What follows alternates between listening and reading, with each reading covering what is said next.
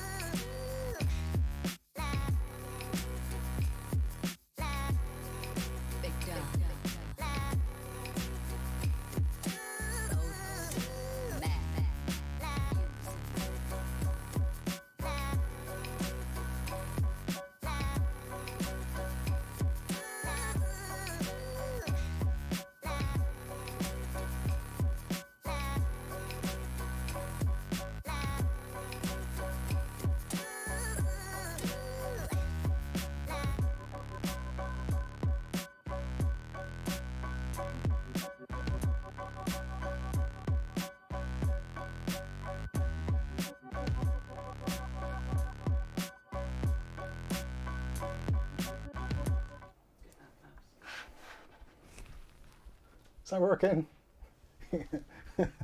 I'm not sure. It looks a little bit dark. Is that okay? How's the volume? Good evening everyone, Mike here, Mike's Unboxing Reviews and How To. It's a Saturday evening. It is the 24th of April 2021 and hopefully you're all having a good evening. My evening is going a little bit pear-shaped. I've set up a new kind of streaming setup here and yeah, I'm not too sure if everything works, so do bear with me. If anything is wrong, volume levels are wrong, colours are wrong, whatever, blame Kath. She's over there. Let her know in the chat. It does look a bit dark actually. Kath says it looks a bit dark. It does look a bit dark actually, doesn't it? Can you 800. Oh, can you change the ISO back to auto, please? Actually, no, that should be okay. I don't know. Let's have a look. How are we looking? It does look a bit dark. I think it's because of these things. Do excuse the blatant thermal take. It does look a bit dark. Yeah, that one's fine, but that one's usually on and this one isn't. Is it? Yeah. Oh, the lighting's rubbish. I am an amateur. I've only been doing this for 4 or 5 years. Who would have known? Oh, that's better. That one, Can't see a thing. Just that one. A little bit sunburnt as well. That one? Just one? I can't tell. No, that looks awful. That looks okay. I've been playing around with the settings. I've obviously done something completely wrong. There we go. So, say a quick hello to those of you in the chat that have been waiting. I do apologise for the delay in starting the stream. Yeah, it's been a nightmare. Normally, I have the laptop here. It's all set up. But I've tried to set it up now so that it's easier for me. So the PC behind me is finally actually handling the stream as it's always meant to. From actually, how many years ago was that? Almost 3 years ago now. I set this kind of whole desk thing, well, it's a shelf basically from IKEA, but I set it up as a desk with the primary goal of that being my stream deck. And I've never actually used it for streaming. This is the first time I've actually used it properly for streaming to YouTube. And we've got a super chat in already from Ugly Bob. Thank you very much for your £5 donation. That is very kind of you, sir. And that is, Ugly Bob says, I'm getting mine in before Outlaw does. Thank you very much. So we've got Ugly Bob with us tonight, we've got Doms with us, Outlaw Fett, Darren C, Paul Bakewell, Captain Meets Adventures, Jad 2016, Sky Stalker, back with the live-in, Ugly Bob, Irie Wolfman, John Sullivan says howdy, Waldo 135, who is about to buy a Co-Link Citadel case, I hope. Hopefully I've finally persuaded him to pull the trigger. I'm assuming it's a him. With a name like Waldo, you don't really know. It's very non-binary, if that's even a thing. Who else have we got with us tonight before I get myself in any deeper? Mark Berry says hi everybody. Sorry, there is actually a screen here which you guys can't see, but I can. I need to set it so the camera is there so I can read the screen and talk to the camera at the same time, but hey ho. Ugly Bob says, pump got any air in it? I don't think it has. I think that's the problem with it. It does need some air. Hair. Hair as well. Who else we got? I'm missing anyone else? Cosmic Space Muffin says, hey buddy.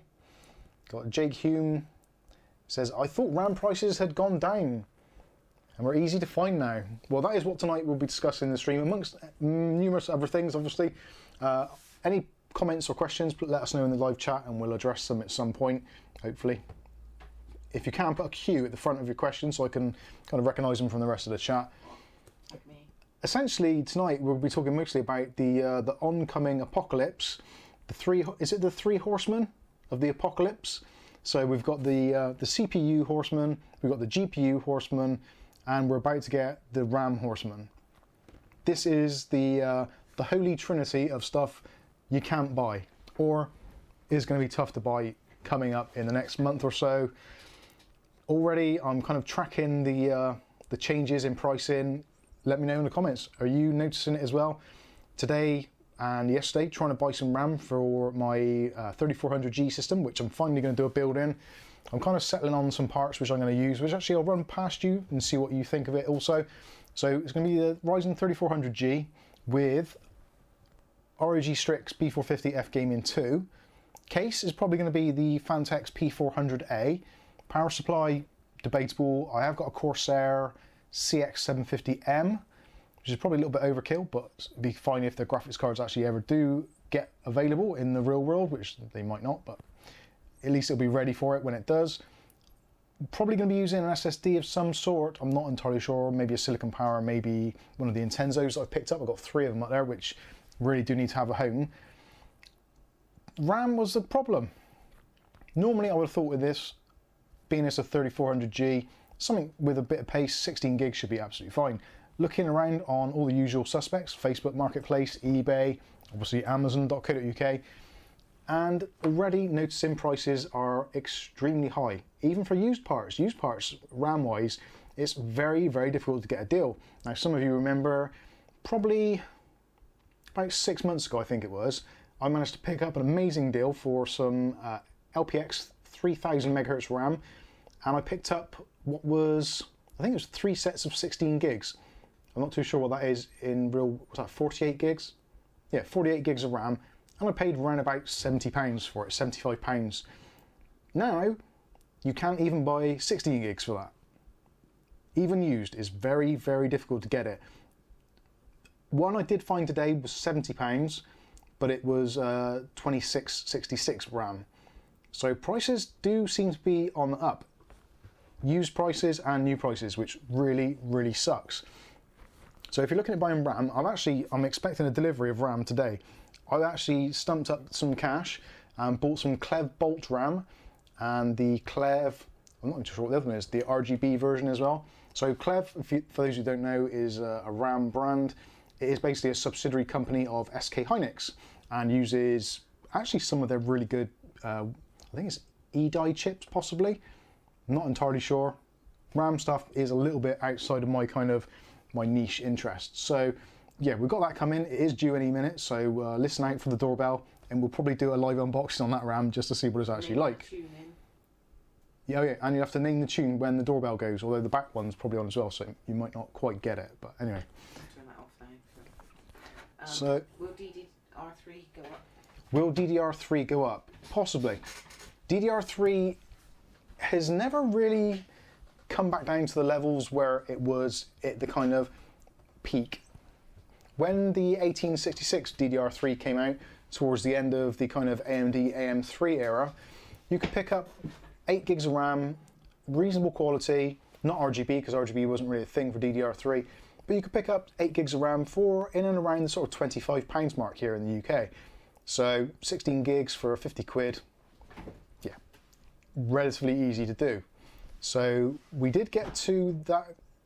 That is it. They didn't ring the doorbell. I'm pretty sure that's the RAM's just arrived. Anyway, DDR4 prices have never really got that low in the new market. Some of you may say differently, but as far as I can tell, about the lowest we've got for DDR4, especially around about the 3000, 3600, is round about £30 for 8 gigs. I don't think we've seen it often drop below that, even on kind of prime sales, New Year's, Black Friday, all that kind of stuff. Never actually seen it quite as low as £25. Sometimes it may come close, but I don't think it has as of yet. Again, let me know in the comments what you think. In the moment, I will actually show you. Well, I won't actually, I'll do it. I'll wait till... you can see his keyboard. Wait till I can see my keyboard, yeah. So there's another super chat from Cosmic Space Muffin, and has given us 50 Norwegian Corona. It says, just because I'm a good guy, right? He is a good guy. He is actually hosting a Wreckfest server at the moment, currently. I think it's still up and running. I've got to be honest with you, I've been so busy recently with many things going on, I haven't had the time to enjoy it. So if you want to join the Discord Wreckfest server, please feel free to do so. All the details are on the Discord chat. Where was I? Yes. So, yeah. Ugly Bob said there, noticing that Patriot Viper RAM I bought has gone up a tenner. LPX has definitely gone up. LPX generally always used to be the cheapest RAM that you could get if you're looking for something with a specific kind of branding to it.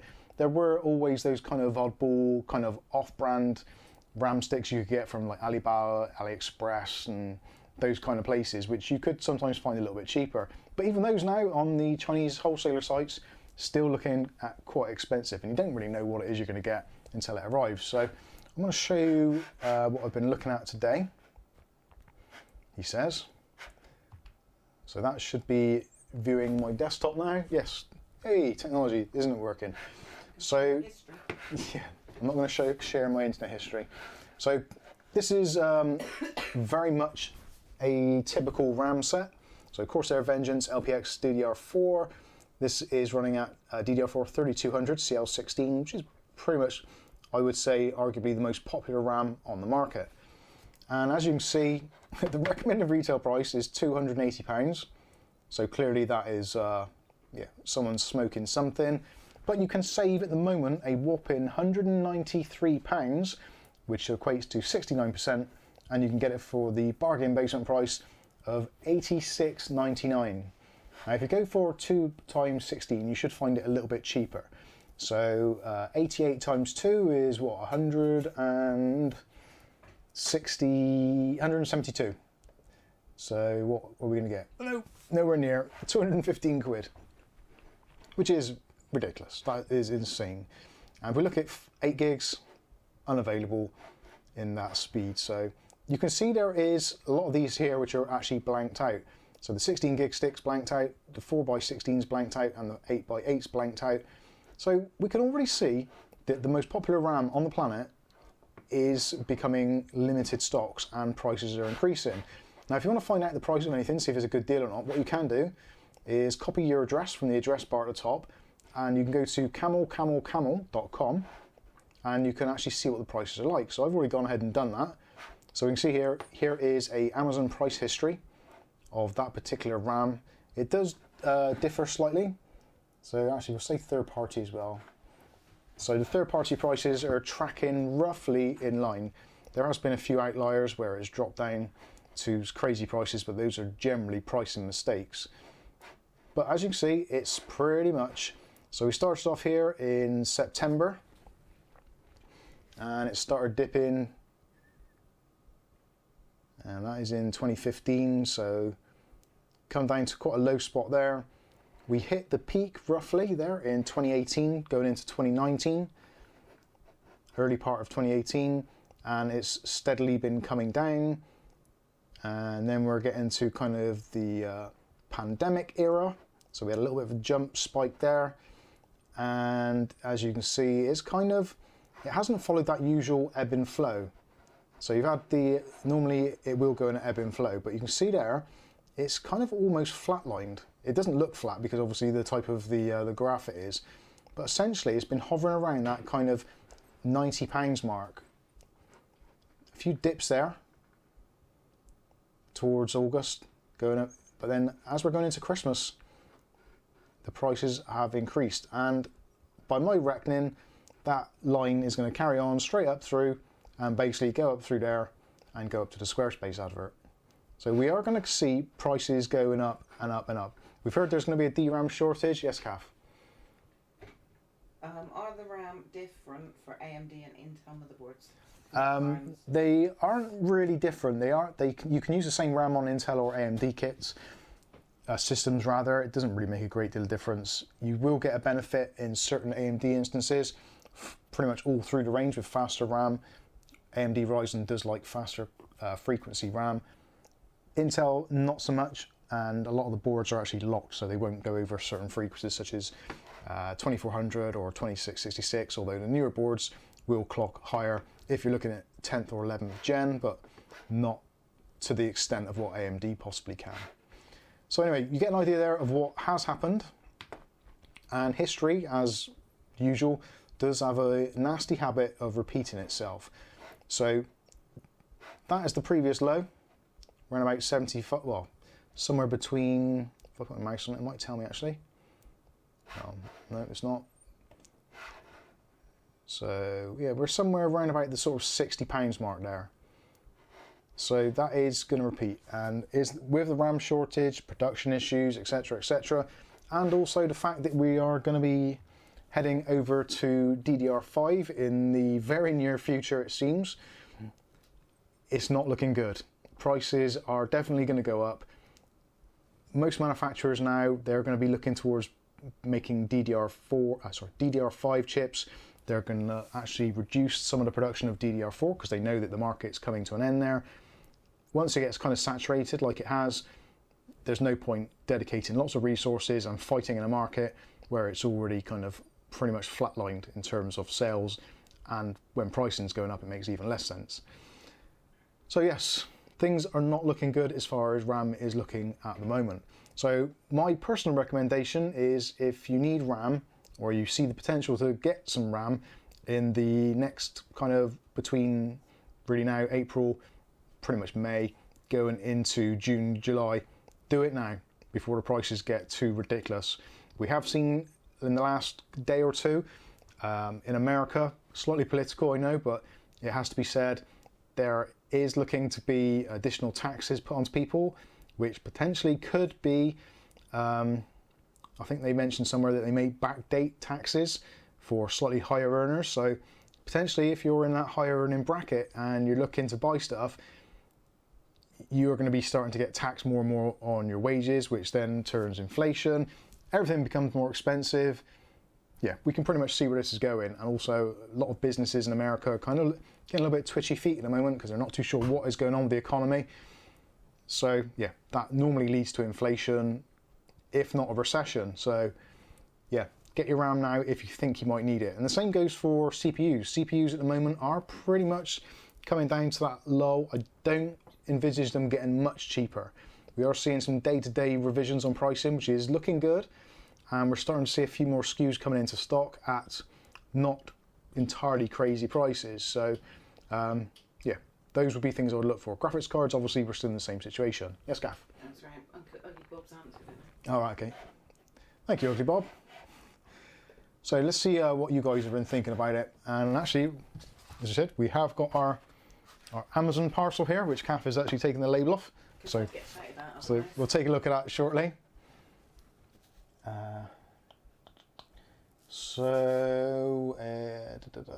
was the freckle. Jay Jones, hi Mike and Kath. Where is it? Can I run 4 sticks of RAM well with a Ryzen 9? If so, 4 8GB sticks for 32. Yep, it's absolutely fine. Sometimes you do find with certain, probably the first generation Ryzen, when you put 4 sticks in, it used to strain the memory controller a little bit more than it does with dual channel. So that was more down to boards and tracks and stuff like that. But generally, if you can, 2 sticks is best. If you have to use 4, then obviously you have to use 4. Just make sure you get decent quality RAM, and if you've got a reasonably good board, you shouldn't find any issues with running 4 sticks in dual channel mode. Paul's got to go. Oh, cheers, Paul. Catch you later. Aletta says she's running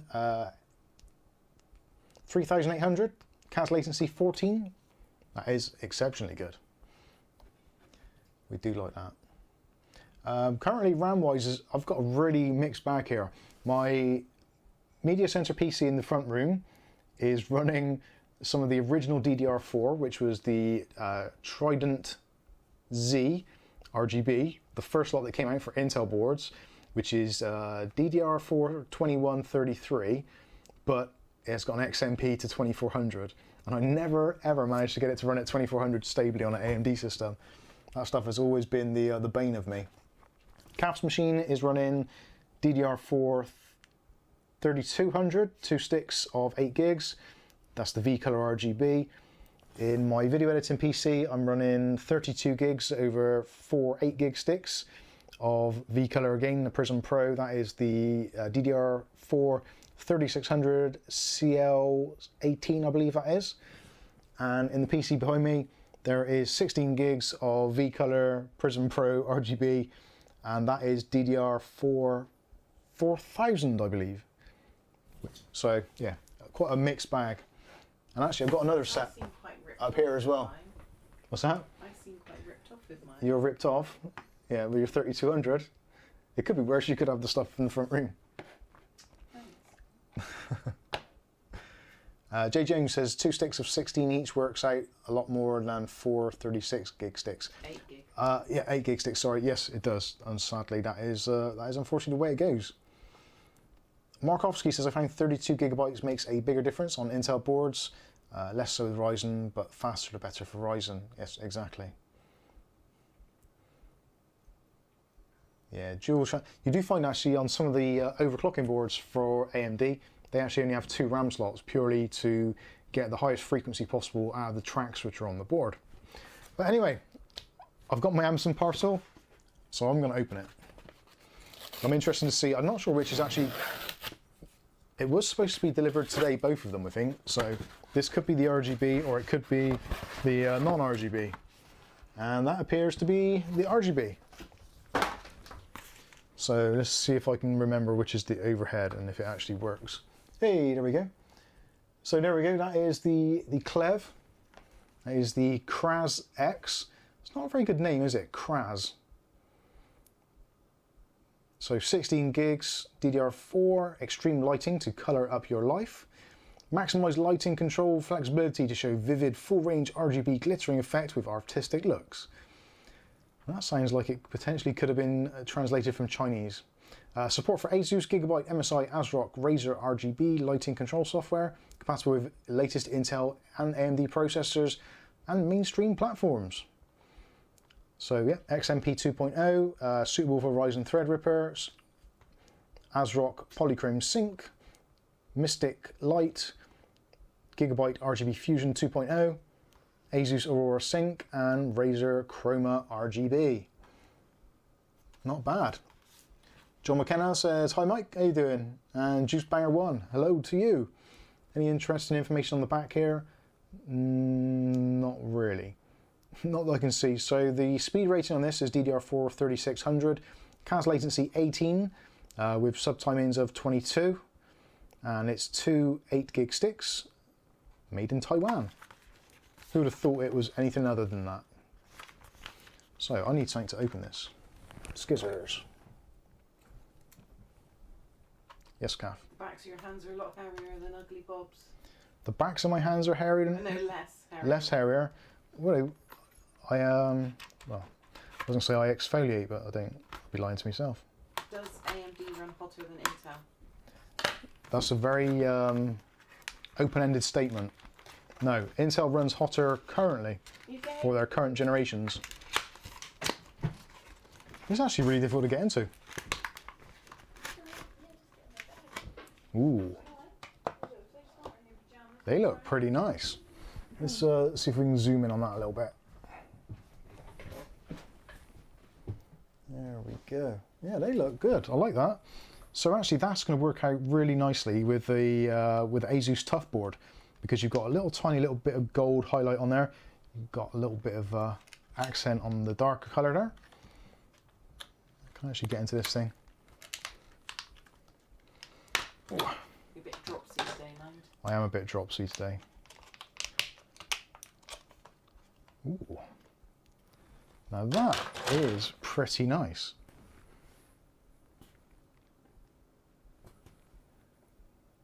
So yeah, Kraz RGB, it's got that nice kind of nail file on there. Oh, made marks on that already. I'm not entirely convinced by the RGB diffuser, but hopefully it's nice and thick so it doesn't show off the individual RGBs. Normally I would say, oh that's all right, I'll put it in the PC behind me a minute and see what it's like, but I can't because I'm streaming from it, so yeah, that wouldn't be good. Flip it over, you tease. Ta-da! Looks quite tall. It does look quite tall. I would say that is probably about 50 something mil, 55 mil. Let's have a... Ricardo says it reminds him of thermaltake tough RAM. It does actually. So from the actual RGB, from the fingers themselves, gold finger, he's the man with the golden gun. There we go. So yeah, 50 mil. I was absolutely bang on, I think. Obviously, because there is like a jagged edge there, it's 50 is the maximum. Yeah, actually, I'm quite impressed. They look pretty nice. Are the manufacturers running out of components? Manufacturers are definitely running out of components, and because there's so many different things in production at the moment, everyone's scrabbling to get fabrication space to do things. So yeah, I quite like that. The heat spreader is quite nice, quite big and chunky, and yeah, that looks nice. Waldo wants to know, do I start buying PC parts now for my August build? I think personally prices are going to get a lot higher before they get any better. So if you can start buying now, buy now. Realistically, there's never a good time to buy PC parts. There's always going to be something which is expensive. It's just at the moment we are, like I said, in that kind of perfect storm where everything is getting expensive and everything is out of stock pretty much. Which way did that go in? Is it in that way? So anyway, there you go. There is a brief look at the Clev Kraz X. Kraz is never going to be, it's never going to take off as a brand name, is it? I don't know. Kraz. Demir says memory name is okay. Yeah. Because really, it's only one digit out from crash, which is the last thing you want to have on RAM sticks, being as RAM is generally what makes your system crash. Yeah, that's way too close to crash. I'm not overly happy with the name. It's not got the same ring to it as like LPX or Vengeance or... what else is there? There's loads. Nitro, Superpower and all that kind of stuff. Kraz is a bit... yeah. Oh well. We will see what it's like when we put it in a system, which hopefully we'll get to do soon. So tomorrow, hopefully, I've got turning up another kit, which is pretty much their standard kit. Which actually, if we go over to the desktop a minute, Fowler says at the moment there's a big shortage of PC cases in Norway. it does seem that there is shortages all around at the moment. So the RAM that we are also having tomorrow is the Bolt. Is it Bolt X? Yes, it must be. Clev Bolt X. So at the moment, this is essentially the cheapest RAM you can get in the United Kingdom if you're looking at getting any. So it's a 2x 8GB stick, DDR4 3600, XMP 2.0, non-RGB, high performance overclocking. And it does look kind of a similar sort of look with the that kind of nail file effect on the top. It says what numbers has it, like CL? The RGB stuff is CL 18-22-22-22, I believe. Yeah, CL 18-22-22. You're quite autistic with things like that, aren't you? I generally forget those actually. So that is £76 on Prime. If you want to get the 32 gig kit, that actually is a pretty decent deal as well. So if you are looking for 32 gigs for £138, that is actually still quite decent. And it's two 16 gig sticks as well. So you can run that in dual channel with just two sticks and it will run absolutely wonderfully. I'm pretty sure, like I said, it's the SK Hynix EDI RAM, which is supposed to be quite good for overclocking. But really, that's what 3600. It's working well in tandem with the Infinity Fabric at 1800, being double the speed as its DDR. So yeah, even out of the box, it's going to be great. Yes, Kath. John McKenna got the deep cool Gamma X 400 air cooler after your review, and he loves it. Nice one, nice one. We do like those. So anyway, that is the Clev Bolt, which is... Do they have those sets also in CL16? They don't have it in CL16 in the 3600. I think they got it in the... if you get it for 3200, you get CL16, which is a little bit cheaper actually, but only a couple of pounds. So you probably find that it's actually the same RAM in both sticks anyway. So you could either up the CAS latency or up the frequency to match. Generally, they're all very, very similar. Can you sing Happy Birthday to Texway, please? Happy birthday, Texway. Happy birthday, Texway. Happy birthday, Texway. Happy birthday, Texway. There you go. Kath will tell me now it isn't actually his birthday. It's just winding me up. Nice. Right, so that is... Anyway, there's my rant over about RAM. Just have a look to see some of your comments and questions. Nick says, you can't buy Crucial Ballistics 3600 CL16 for $83. No, I'd be surprised if you can. So John's got the GAMX 400. Awesome. We actually got a new cooler, which I think I possibly showed a brief glimpse of in the last stream, but for those of you who didn't see it, so this was sent to us by Ugly Bob, God bless him. So this is the Dark Flash Dark Air, which I'm not sure. I always thought Dark Flash was part of the AGO group, but I might be completely wrong on that. This is actually pretty decent because it's a relatively low profile, but it's full RGB as well. So it's 155mm high, 128 wide, and 75mm deep. So good for various types of RAM. And at the moment, I think on Alibaba or AliExpress, you can pick this up for around about 20 something pounds, which is pretty decent. And it's a very, very nice looking cooler actually.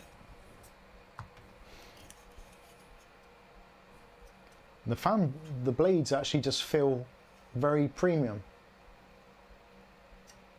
Actually, how many blades is that? 1, 2, 3, 4, 5, 6, 7, 8, 9, 10. So 10 blades, a bit more than usual. But yeah, looks really decent. This bit on the top, I think, is possibly RGB. I could be wrong, yeah. It's got the cable going from the top by the look of it. So how many cables come out there? So there's one. Yeah, that should be illuminated on the top as well. Oh yeah, of course it is, yeah, it shows it on the box. Silly me. So yeah, that's looking really good. Looking forward to testing that one. I have actually tested out another up here cooler due to mass protest at me checking out the last one. Ooh, that is very, very smooth. Very smooth indeed, actually. So press the camera button, there we go. Yeah, hopefully that's in focus. Nice shiny surface. Not quite a mirror finish, but pretty decent nonetheless. That is a nice looking cooler.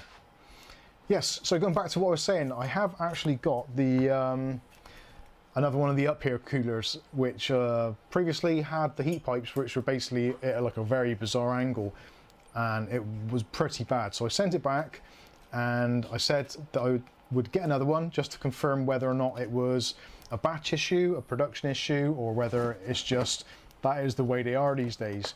Now, I'm semi-happy to say that I've ordered another one, and it isn't as bad as the last one, but it actually did have quite a kink to the actual heat pipes. So you could run your nail across it, or a sharp edge like a ruler, scrape it along the side, and it would get stuck on each pipe. And you could put like a flat edge along the base of it, and you could see daylight coming through it, where it was just completely uneven. So even with the best of mounting pressure and the best of will in the world, it isn't going to cool your CPU any good because it's just not making enough firm contact.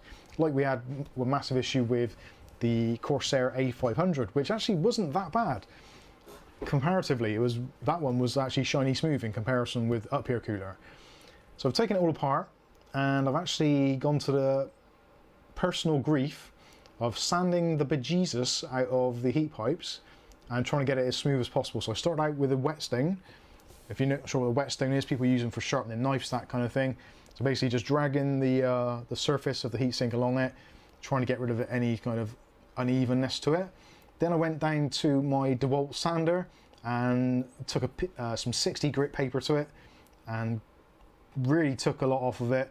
then went to like a 240 to get a reasonably nice shine to it, and then I actually, at the end, I got out some car polish and actually polished it to make it as smooth as possible, and it did actually feel exceptionally smooth. In testing, I might as well not have bothered. With the Ryzen 9 3900X, we still were hitting 85 degrees Celsius, which for me is kind of like clenchy bum time. That is a little bit on the warm side. Anything over 75, I do get nervous about my my precious Ryzen 9. So yeah, if any of you out there are using Ryzen 9s, let me know what your maximum temperatures you see on your CPU are. I would imagine that most of you aren't seeing 85 degrees C on your cooler. Even the stock one I think would possibly do better than that. But again, let me know in the comments and see what you think. Leon. Leon VR. Mark Berry, actually, yeah, lapping, essentially, yeah, that is what I've kind of attempted to do in a very crude way. But it was an improvement nonetheless. I hate to think what it would have been like if I didn't do it. And I did look back at my previous video, and I did test the previous one on my Ryzen 5 3600. And I said actually in the video, I'm testing it on that system because I don't trust it on my other system. But at the time it was like, well, I got to do it, so I did it on my system, which in hindsight is probably not a great idea for it. Leon VR says, I have a question. Is the cached RAM the unused memory? Kind of, yeah. Cached RAM is... I'm trying to think how to explain this. So every application you've got open on your PC takes up a chunk of memory. When the app is in the forefront, you're actually using it and looking at it, that is in main memory. So all the other programs, if they're kind of like in a low power state or standby, or like certain things like Chrome or Edge have actually got technology built into them, so they will put tabs to sleep. And when they do that, they cache the memory into the system, either to RAM or to available other memory, but it's not kind of in use. So it's kind of, it's there ready, but it's not in use. So again, yeah, it can be either hard drive or your system RAM. If you've got enough system RAM, it will cache it to your system RAM first of all, and then if another process needs it, it'll kick that bit of cached RAM over onto your hard drive or your SSD. If you've got an older system and you've still got a hard disk drive, caching of the RAM will negatively affect the performance of the PC, and you'll get things like stuttering in games, all that kind of stuff. So ideally you want to either close down as many apps as you can from running in the background, or use an SSD, or use a program which will manually kind of clear the cached memory every 30, 60 seconds, whatever. We did a video on it ages ago, which possibly is why you're asking that question. And it does actually really help for some games with micro stuttering. Some games, they just stutter anyway because there's system resources they can't allocate, or you've got a bottleneck somewhere else in the system. But generally, cached RAM is one of the big issues, again, especially if you're using a hard drive for running your games off of. Yes, Gaff. Ricardo's off. Thank you, Ricardo. Does Ricardo want to be moderator? Yeah, Ricardo, did you want us to add you as a moderator? I know we offered before, but you'd said no at the time. Ugly Bob says that RGB Dark Flash cooler was purchased for £24. I think for £24, as long as it performs pretty decently, again, that is a winner. Absolute winner. We have noticed, again, some things like coolers. The Snowman cooler is starting to go up in price a little bit. We'll see. What's the matter? Here's Maisie. Hello. Come on in. She knows she's not normally allowed on the table. Want to look at you. Are you going to settle on me? Nick says, what are the signs that there will be a RAM shortage in the future? Well, I did touch on it a little bit earlier, but we'll go through it again. So we've got a new type of RAM coming out, which is DDR5, which we know is going to happen in the short term. It's not going to be miles away. Quite possibly, it may even be first quarter 2022. I wouldn't have thought it'll be the end of this year, but you never know. Crazy things happen, but I think 2022 is most likely. It appears that the DDR5 specs have been ratified by JEDEC, which normally means that production is either in process or imminent. So it's not unlikely that it is going to happen at some point soon. Before the RAM is actually ratified for its speeds, etc., then you normally know it's kind of like a year away at the very minimum. So yeah, I would say if I was a gambling person, which I'm not particularly, but when it comes to PC parts I do take a bit of a gamble, I would say probably March 2022 would be my kind of real estimation of when DDR5 is going to hit the shelves. And of course, because they are using the manufacturing to kind of build up the stocks of that, there will be OEMs and pre-builds which will come out on the market before the actual mainstream get hold of stuff, as is always the way with processors, graphics cards, RAM. Normally it's things like your Dells, HP, etc. They will get that stuff first because they've got to basically spec entire system ranges on the RAM, so they normally get hold of it first until it eventually comes down to us. So that is going to definitely happen. As that is happening, it's less demand on DDR4, which then in turn sometimes will make prices drop. But if they know that the DDR4 is kind of like a finite resource, it's dwindling down, they're not making any more, so then there's that kind of mad rush to get the DDR4 at good prices before it starts rising, and then us all purchasing it when the prices are on the increase just pushes the prices up even more because you get out of stock scenarios and all that kind of stuff. So it's going to happen. They can see Maisie. Look up. Simply not interested.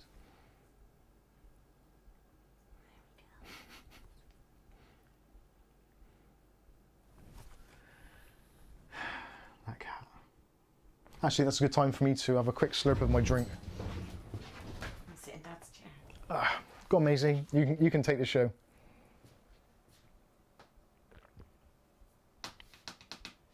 Should I get you a treat? Maisie?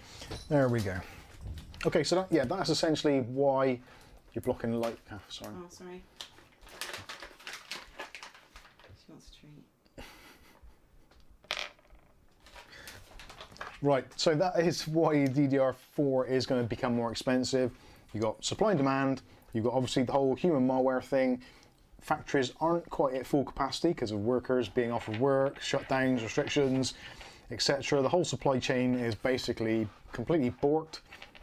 So even if there are people in the factories to actually do the work, they haven't necessarily got the parts to actually assemble it. So maybe a PCB, the physical chips themselves maybe haven't been fabricated. Packaging, processing, testing, all that kind of stuff. It all just leads to essentially what is an absolute mess.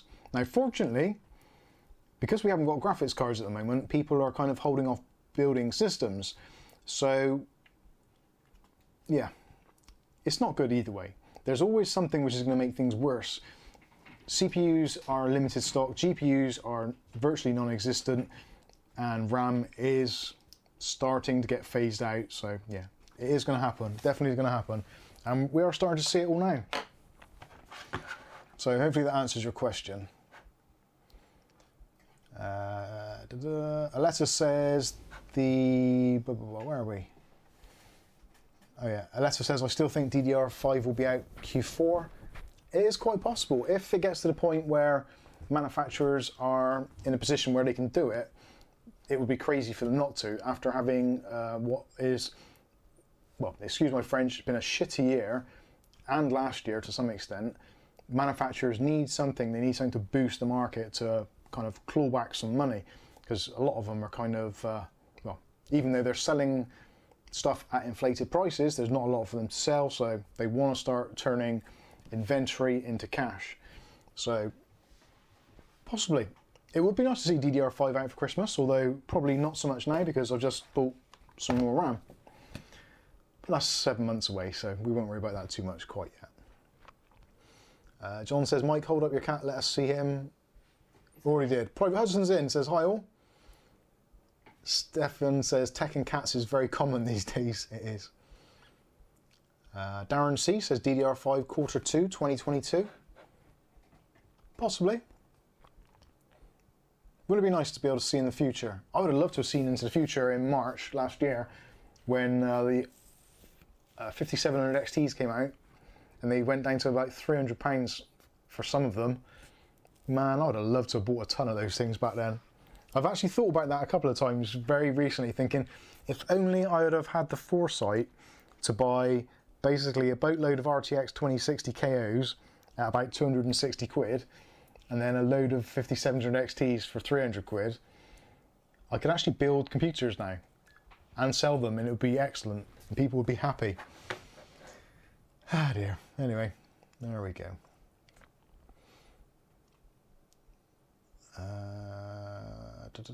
Do you think DDR5 will be like first gen Ryzen, like unproven stability issues and whatnot? I would be amazed if it hasn't, but that leads us into the next question. So DDR5, from what I can tell, is going to run at like 1 volt, maybe 1.1. So it's going to be lower voltage, which in theory could be less stressful for the memory controller. So in order to hit the higher frequencies, reducing, basically like undervolting a graphics card. If you undervolt a graphics card, theoretically, as long as you can keep the temps in check, you can turn up the frequency, which is kind of what DDR5 is doing to some extent. Whether or not it's going to work well with existing Ryzens, whether they're going to have... We have seen these X570S boards banded around, so whether or not X570 is going to get another outing with DDR5 support, that would be quite interesting to see. Or whether or not we're going to get an entirely new chipset, the maybe the 6000 or the 600 series from AMD. I don't know. Are we going to see AM5 and a whole new architecture to go with maybe 6000 Ryzen series? Speculation, very much speculation. Not entirely sure. First foresight. Let's have another question, because really it is, with that stuff, it is speculation. I wish I had some hard facts, but I don't think anybody does at the moment, or at least if they do, they're playing them pretty close to their chest. Mark Barry, what's Waldo asking? Oh yeah, Matthew Day. I do apologise. Waldo135, I watched a review on the Colink Citadel. Is it a huge problem that the fans go to 13,000 RPM? It kind of, but not. You can work around it. I think it was just an iffy controller. They're probably all okay now. Yeah, Matthew Day says the Suez Canal hold up. Certainly that has had a knock-on effect as well for distribution, parts, basically all sorts of things. We do know for sure that the silicon industry in general, making processors, chips for cars, all that kind of stuff, seems to be under a lot of pressure as well. So again, that is another knock-on effect. John McKenna says, these are dark times for computers. It really is. Oh, and we've got another super chat from John McKenna, $5, says, Mike, I am going to be poor with all the money I give you. Your channel is worth it though. Oh, bless you. That was very kind of you. Oh, thank you. Even Kath says thank you. Anna has got up with her fat backside to turn the lights off. And Mabes. And Maisie is there. Hey Maisie. Disco Okay. Mabes.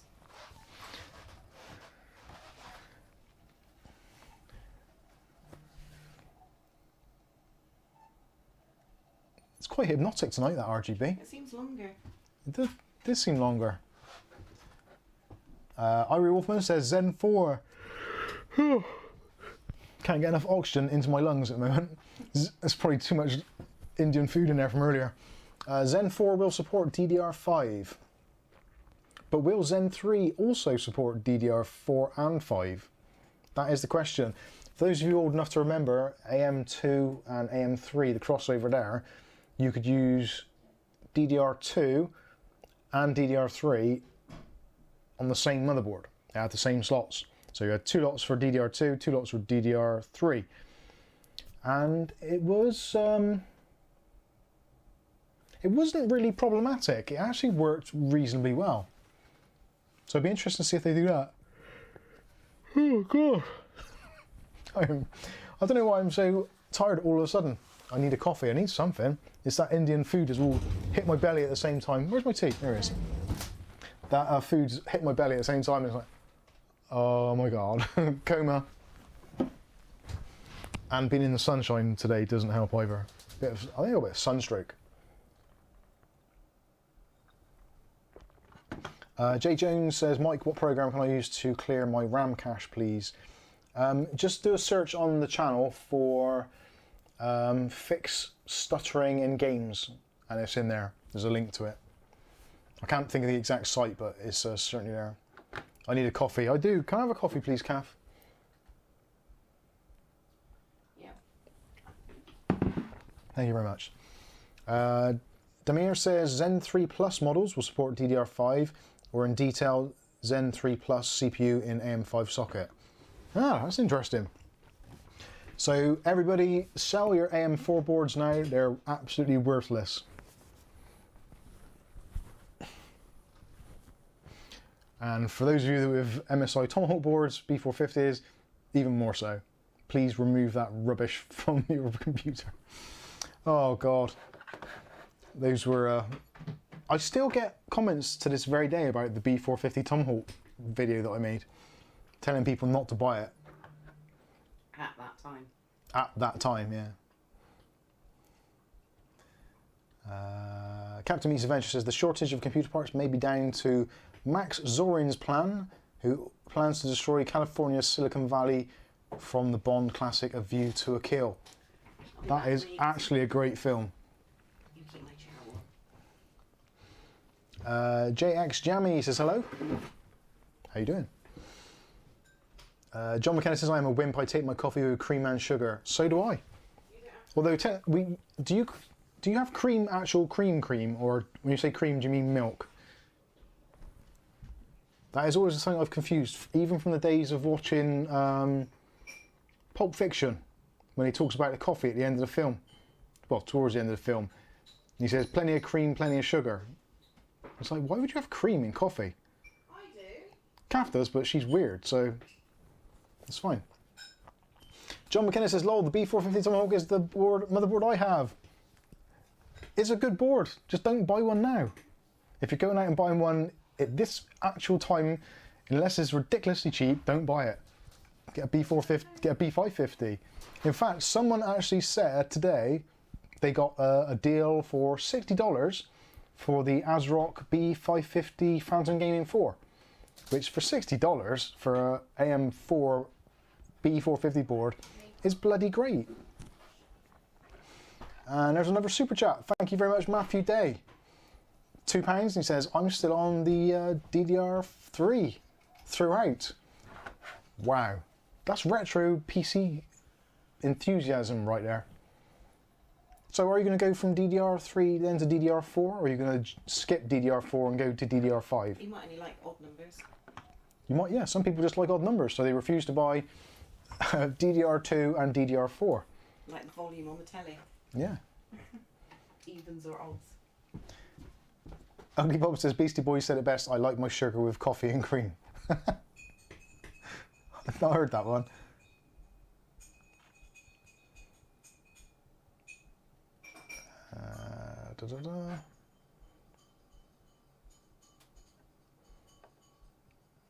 Steve Osgood says, Chia mining to cause SSD and hard drive shortage. What is that? Matthew Day's got DDR2 as well. Awesome. Stefan Krut, or Cruitt. What are your thoughts on the rumours of a 3080 Ti? I appreciate the rumours of a 3070 Ti and a 3080 Ti if they actually manage to get any in reasonable numbers at the recommended selling price. If it's anywhere near normal retail or estimated retail price, I'm really happy to see it. Whether or not it will happen, God only knows. It would be very nice to happen. We really do need some GPUs on the market to shake the market up. I'm actually interested to see the Intel ones when they come out, but I think we're still way, way away from that actually happening.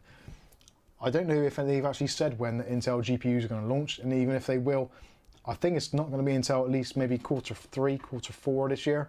So we've got a while to go. Dave Bell says, oh, Chia mining is memory storage based. Ooh. Oof. Tristan G says, well, hello, Mike and all. Hello, Tristan.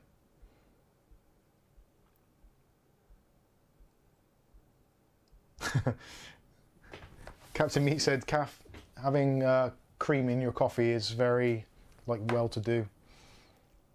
It just contains less sugar than milk. Low carb. Calf's on low carb. I'm not as you can tell. Not today. Nick says, which RAM is better, Vengeance LPX 3600 CL16 or RGB Pro 4000 CL19? Now that is going to come down to your use case scenario. Now there's lots of pros and cons with memory. Ideally, the sweet spot for memory is 3600 for Ryzen's, and arguably you can tweak them up to maybe a little bit more, but the Infinity Fabric runs its kind of nice spot, or it's most effective at 1800 megahertz, so 3600 for DDR2, even though it's DDR4, you get the general meaning, it's double data rate, so 3600 is kind of fitting in with that sweet spot. So the next thing then you look at is the latency, which is the CL rating. So ideally you want as low a CAS latency rating as possible, but also frequency does benefit certain tasks. So for trying to think how to explain this. Basically, yeah, some tasks prefer lower latency RAM, some tasks prefer higher frequency RAM. Finding a sweet spot is basically the holy grail. There isn't one which is, yes, this is definitely better because it's it's less latent, or there isn't one which is like, this is better overall because it's got a higher frequency. It depends what the software likes and how it runs. I think Adobe Premiere prefers frequency rather than latency, but games generally prefer latency over frequency because games are more fast action and they're doing lots of tiny little tasks all at once, whereas generally in video editing, you're moving larger chunks of data, so frequency is better than latency, I think. Dory says, finally got my Gigabyte X570 Aorus Ultra refunded. Awesome. Yeah, as the letter says, the CL16 has less latency, so in certain tasks, it's going to do the job better. Darren Thrasher says, I miss the days of the Commodore 64. Those were simpler days. They genuinely were. Private Hudson says, current problem we have here is worldwide shortage of silicon chips. The automotive industry has been hit, I think it's supposed to be, very hard, along with the PC industry. The mining craze doesn't have a big impact. No, I don't think the mining craze necessarily does have a big impact. And I think, am I right in thinking that Bitcoin took a big hit yesterday? Like about 10 to 20%? Whether or not that was on the back of the taxation thing in America yesterday, I'm not sure.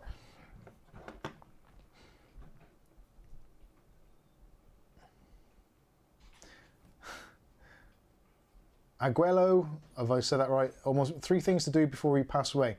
One important is to buy a graphics card without selling selling my, I'm not sure what that is. It looks rude. That's us using 4400 RAM, but it's Samsung B-Die, so I'm running at 3800 CL14, 1.5 volts. Name89 says, I used to work in a silicon fabrication unit. Would be handy right now. Yeah, it would be. You could knock us all up something. Rory O'Donnell has given us a super chat of 10 euros. God, my eyesight is awful. Hi Mike, happy Saturday. Happy Saturday to you. Can you say hi to my wife, Emer? Emer? How do I pronounce that? Is that Emer? E-M-E-R? Emer? I'm making her watch this live stream instead of her favourite programme, Grand Designs. Perfectly honest with you, I'd prefer to watch Grand Designs myself. I used to love that Grand Design stuff. He was always so kind of like, well, do you think that's the right idea? I think you should do this. And then at the end, he's like, actually, fair play, done a pretty good job. Nicely done. I really like it.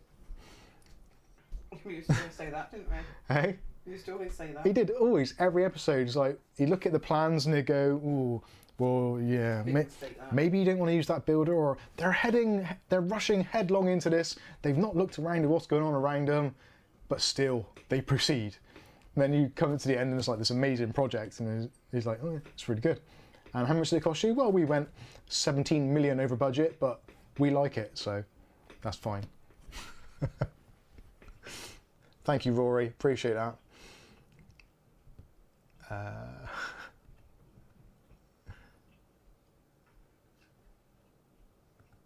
Holy shit. Darren Thrasher, I built a emulator, 3000G, got a FXX 980 GTX for $45 US. Wow, that is pretty good. I did this week pick up, oh, no I didn't, where has it gone? I've lost the box. I did actually pick up this week a really crap graphics card, which is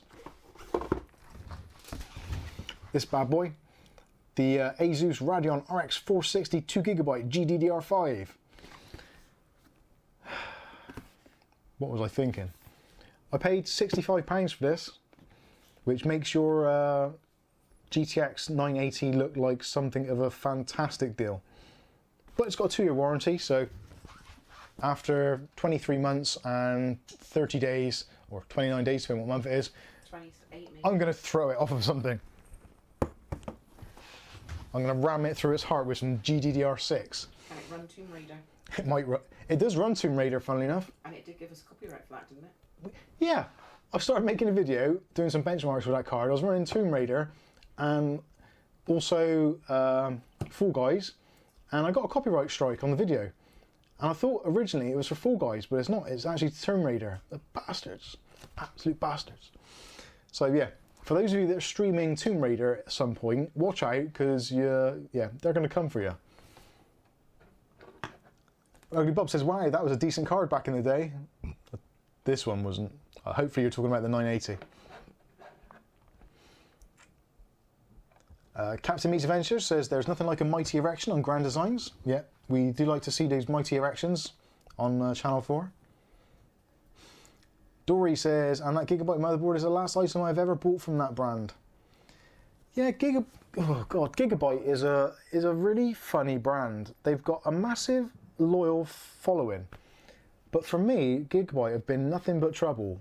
Everything I've bought at some point or other from Gigabyte has been problematic, or has just not lived up to what it should have done. In the heady days of the AM3 Plus, I think every single Gigabyte board I owned, basically the VRMs died out, or it just got to the point where I just refused to boot anymore. The couple of boards I've had from Gigabyte, I had the AX370, I think that died, that went back. I had the Aorus Elite, which I sold on, so whatever, but it was brown. Why would you make a motherboard brown? Why in God's green earth would you get a motherboard with more RGB than you can throw a stick at and then make it brown? It's not the 70s.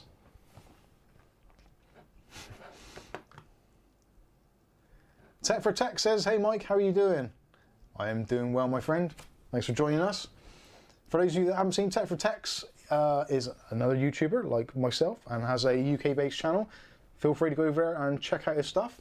All very interesting, and it's got more of an angle for kind of business people, entrepreneurs, and like PC shop owners, that kind of thing. So definitely worth checking out.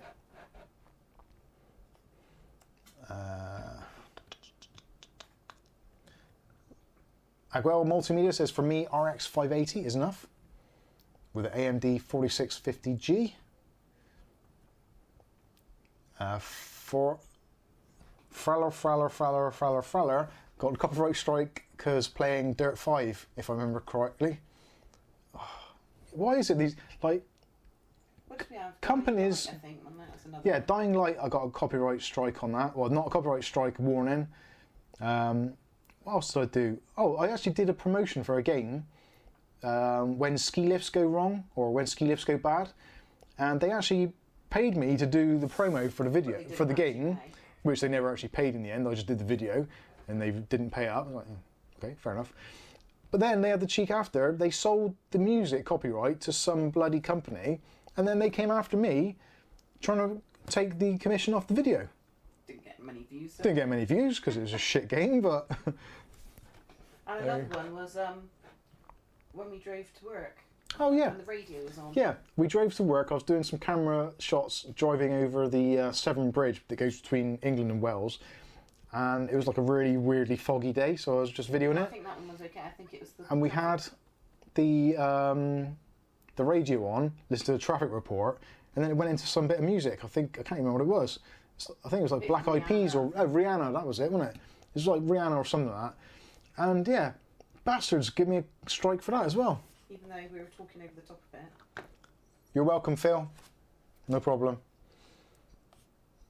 Nick says, what do you think about the Asus TUF B550 Plus motherboard? I think they're good. I like Asus TUF. The TUF branding is a weird one because it's supposed to be their kind of budget range, but generally it's got exactly the same features as the premium range, like the Prime or the Strix range, for example, which is really odd. But yes, very nice. I would certainly buy one. Tech for Tech says the same thing as what we were saying earlier. Going to be a shortage of hard disk drives and SSD soon due to the new Chio crypto. Paul Baker says, I'm back. Did I miss anything? No, you didn't. I wonder if my coffee is cool enough for me to drink. I hate drinking coffee and getting a burnt tongue because you get that and it lasts for days, doesn't it? Sorry, Mike. Mark Berry says, you couldn't make it up, Mike. You couldn't. It's bollocks, all of it. Sorry, I did a cuss. Coming to TV soon, Mike's Unboxing presents When Motherboards Go Wrong. Do you know what? I was very tempted with the Gigabyte board I had previously that went wrong. I was tempted to do a live stream of a very unceremonious destroying in the back garden using various power tools and flamethrowers. Not the cat. But I knew that if I did, there will be some absolute killjoy. Be like, oh, you're burning a motherboard, that's got chemicals in it. Yeah. Well, it hasn't now because I've burnt the bejesus out of them all. It'll end up in the sea. Anyway, I'm prepared currently for the hard drive shortage. I've got a good stock up here of hard drives and SSDs, so we're all good there. I've got some TC Sunbows. Got a few 1 terabyte drives. They're really handy, and they were a pretty decent price, about 60 quid. They were very good. And I've got some Silicon Powers as per usual. Got a couple of Silicon Power NVMe drives. That's the trouble at the moment. I'm getting bits and pieces of kit put together, but because there's certain shortages, there's like either no RAM, which is, well, we're getting there now because I've bought some RAM in, but the GPU thing is really starting to chafe my ass right now. It really is. I don't mean to be too crass about it, but it does really, there's no other word for it. What else could you, it's an absolute abomination. I look back to kind of summer 2019 with such fond memories, looking forward to the 3000 series, going out and being able to buy 2060s and 2070s, and look, I've got change out of £1,000. Who'd have thunk it? Fast forward to today, it's a very different situation, isn't it? It really is. Stuart Cleary, our man Stuart Cleary. Stuart, your stuff on Facebook actually makes me piss myself at times. Sorry, I'm being crass again, I do apologise, but it certainly is worth it. Says, hi Mike and Kath, welcome back, Saturday Night Live. Just tuned in because power went out here in this part of Dublin for about an hour. Felt like more. Power cuts are something that we here in Bristol haven't suffered from since, I think the last one was when we moved in. We had that one day, didn't we, where I went out for a couple of hours. Is it about 2010 10-ish maybe. Yeah, it was a long time ago. We're Because expecting them though, because they are due, aren't they? Kath, me and the kids were basically huddled in front of our wood burner with candles. And then we thought we'd better go see my mum. It's good fun. Damir says, even the GT 1030 is too expensive. Oh, don't even go there. My GT 1030, every time I look at it and realise that I spent 80 quid on it, it does make me actually want to hurt myself in a psychiatric way. It really does. James Jones says, same, I want a new card, but this is outrageous. It is. It's just absolute mentalness. Captain Meets Adventure says, newsflash, man in Bristol has ass chafed by Motherboard. Yes, they are. Graphics cards and motherboards both chafing my ace. Fallor says, gonna go and hoard LPX RAM next days. Have a few PCs, I need RAM. Yeah, actually Phil, Tech from Techs, what's your opinion on RAM? I know you said about the SSDs and hard drives because the Chia mining. What's your opinion on RAM? I think RAM, we are going to be in dire straits very soon. I've certainly noticed prices increasing. Some of you in the chat have already noticed the prices increasing. We do get that. It is a natural thing where you get the peaks and troughs. But this hopefully isn't going to peak too badly. Because that'll be it. That will be... Like, what do you do? If you can't buy a graphics card, you think, okay, I'll spend a bit more extra money on maybe a nicer CPU, or a bit more money on maybe some extra RAM, maybe go for 32 gigs rather than 16, and kind of ride the storm out and wait and see what happens. But when you're getting to the point where you can't really buy a graphics card because they're way too expensive, CPUs are a little bit scarce, and RAM is crazy pricing. What happened last time we had RAM crazy pricing? We had gaming PCs being sold with 8 gigs of RAM. Now come on, most games now, modern games, are being written by absolute morons who basically probably couldn't find their feet if someone chopped them off and shoved it in their face. These people cannot program games. We've seen that. Optimization on consoles, they can do just about if they're kind of spoon-fed. But for PC games, look at Cyberpunk. Badly optimized. Most games now leak memory like it's going out of fashion. So if we have to, yeah, that's true. If we have to start using less RAM in our systems because it's just ridiculously expensive, what does that do to gameplay? It's not looking good, especially now we're using higher refresh rate monitors, we're using higher resolution monitors. All of it puts a tax on the system and will make it use more system RAM, which so far we've been kind of okay with because prices haven't been that mental. But if graphics card prices are mental and RAM prices are mental, PC gaming is dead on its ass. It really is. If it wasn't for basically the flexibility of the PC, so you got everything, you got games, productivity, porn, anime porn. If it wasn't for that, people would buy a console. It's a lot easier. It's not good. It's not good. Blake Ancliffe says, I went for a 1660 Super pre-built with a 3400G. Might flip the 3400G, set up or turn into a HMTP or I guess, yeah, I know what you mean. A movie PC. Irie says, Bob, I game on PS5 because of no GPU. Nenad says, I bought used 4x 8GB of 3200 CL14. Nice. Samsung BDI for around 150 euros. That's a pretty good deal. Yeah, that sounds all right. 4x8, so what's that? 32, 150 euros. Yeah, for CL14, that is good. Mark Berry says, my son's RX 570 is getting a bit toasty, 75 degrees playing his games. I'm thinking about some new thermal grease. Doesn't look too bad to do. No, actually, with most graphics cards now, especially, I'm not being rude, but slightly lower end graphics cards, they are a lot easier to take apart. Generally, you're looking at maybe 4 screws for the heatsink itself and the fan assembly, possibly another 2 if it's connected to the back plate as well. So, yeah, generally very easy to do and actually very beneficial. Discord if you want any help. Yeah, if you want any help on that, or you want us to kind of hold your hand through it, join our Discord and we can certainly help out with that. Stefan says the MSI 3080X Trio is already out of production. That doesn't surprise me. Doesn't surprise me at all. Demir says US Amazon GT 1030 is $160 to $170. No freaking way. That is insane. Let's have a quick look on Amazon in the UK and see what the deal is there. Yes, Gaff. Can Michael order Chinese? Yeah, he's quick.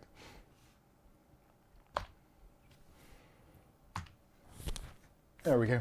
So at the moment, GTX, they call it a GTX 1030. They've added an X on for good measure. $99.99 free delivery. That's the one with no fan on. That's a piece of crap. The Aero ITX, that's the one I've got currently. And that is, bloody hell, £119. That's £40 dearer than what it was when I paid for it. Sacre bleu. Let's have another. How do I do another incognito tab? Is MX4 okay? MX Arctic MX4 paste. I assume so. Yes, fine, yeah. I don't CX now. Actually, let's try CCL. CCL are relatively good on pricing. I don't like their customer service, but what the hell? Darren says, what components should we hoard now that in the next 12 months will quadruple in price like it's the lottery? I think hard drives are going to be the next one. Or crystal balls? Hard drives, crystal balls in RAM. So A4, this one used to be a lot cheaper than that. So that's 86. These are plus postage, mine. I know, free delivery available, so that's not too bad. That's a non-fan one, 84, 89.99. So that's gone up about £10. I think I did get mine from CCL. Oh, actually, no, that's the one without a fan, isn't it? So they haven't got the ITX one at the moment. So yeah, the one with the fan is a notify me situation. And like, come on, nearly £100 for something with the blue PCB. Are you absolutely shitting me? Who? Oh, look at the options on the output. DVI-D, HDMI, and a screw. It's even a single slot card. What is the world coming to? Technically it isn't because it's got a larger fan, but yeah. If you rocked up in someone's PC with that, they would be very upset, I think. Let's see what else we've got. Components, graphics cards, up to 50 quid. There's not going to be many, is there? AMD graphics cards, what have we got? Sort by pickup now. So this is what's sold out, sold out, sold out, sold out, sold out, sold out, sold out. It's all sold out. Wow. I looked at this the other day and there was a couple of things available. They were at ridiculous prices, but they were available. This is not looking good.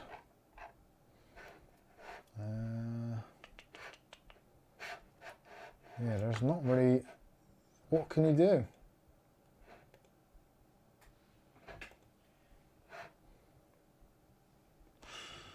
This is not looking good.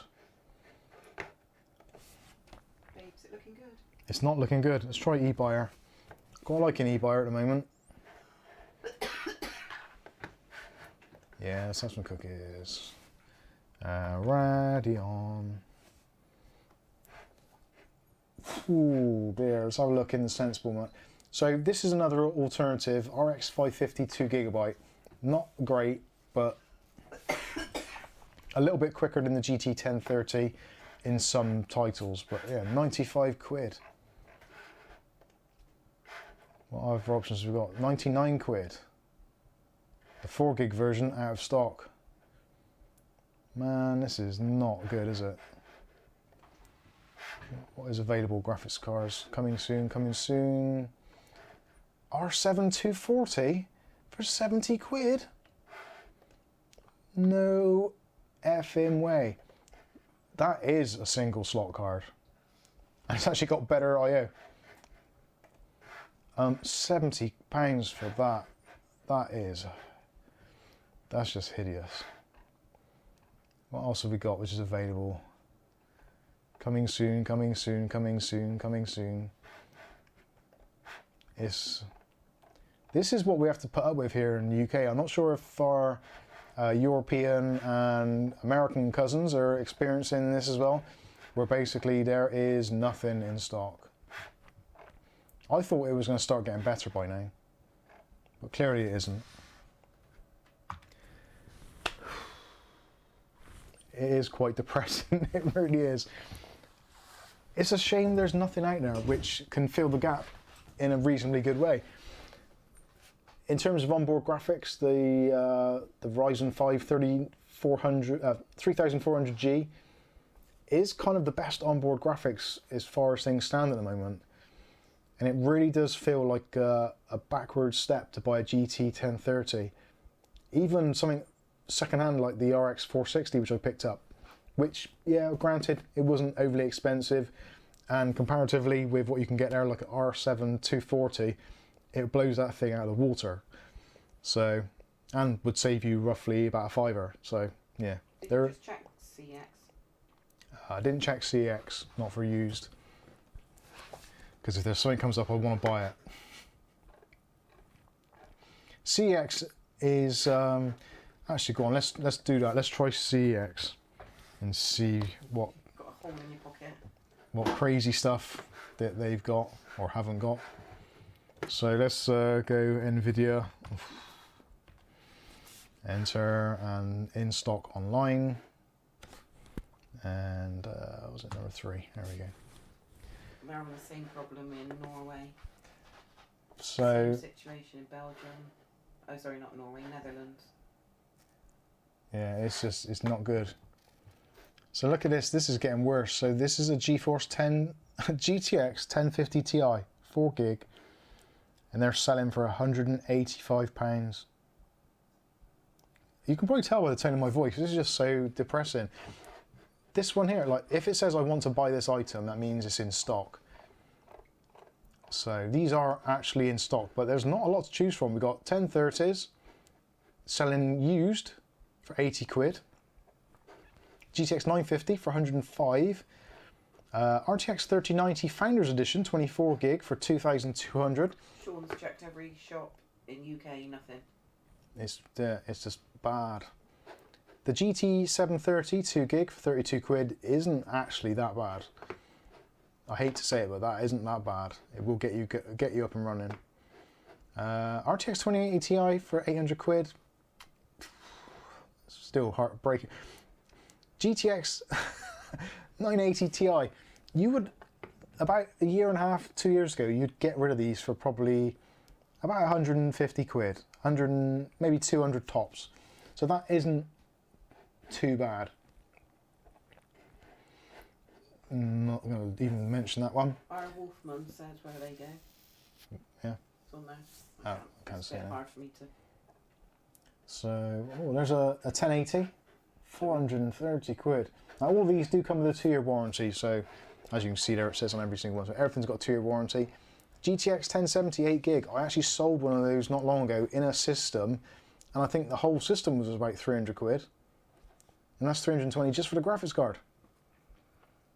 1060 3 gig, 200 quid, ridiculous, ridiculous. It's, yeah. Radeon will be worse because, yeah. So in stock, 5770. Oh, honestly, a 5770 1 gig. Oh, if it was a 2 gig card, that'd be great. 18 quid. That potentially could get you up and running, and would be faster than a Vega 8. Probably faster than a Vega 11 actually. For 18 quid. I'm actually almost tempted. And you probably still get drivers for that as well. 5770 for £18 isn't bad. Never thought I'd say that. Unbelievable. Let's sort by price.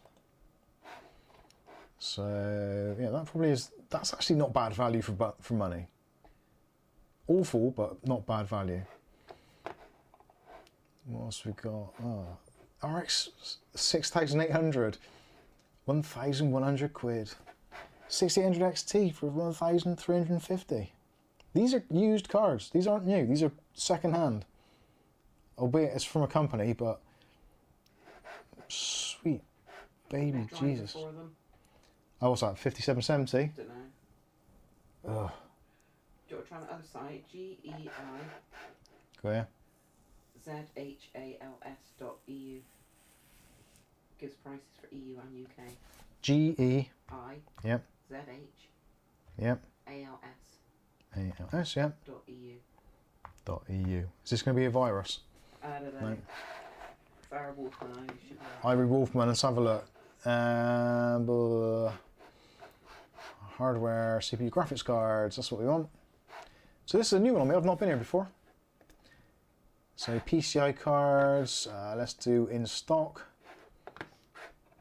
And whoa, it's good that they show it in stock. Open the windows. Hot.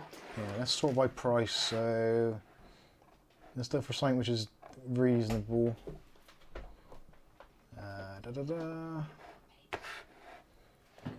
Man, these don't look good. 730s. So there's a 1030 there. The Phoenix card we looked at just now. So it's 103 euros. It says it on Amazon.co.uk. That's actually a pretty decent site. Tristan's off. Thanks, Tristan. Thanks for stopping by. See you in the next one. So what else have we got? Matrox 10. Let's look for something with a little bit of power. Wildlife Snappers here. Hello, Wildlife Snapper. So, blimey, that's dear. Phantom Gaming Radeon RX 552 gig.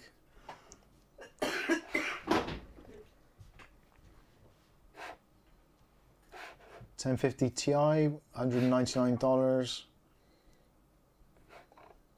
So that might be useful for some of you guys there, especially those of you that are in the European regions.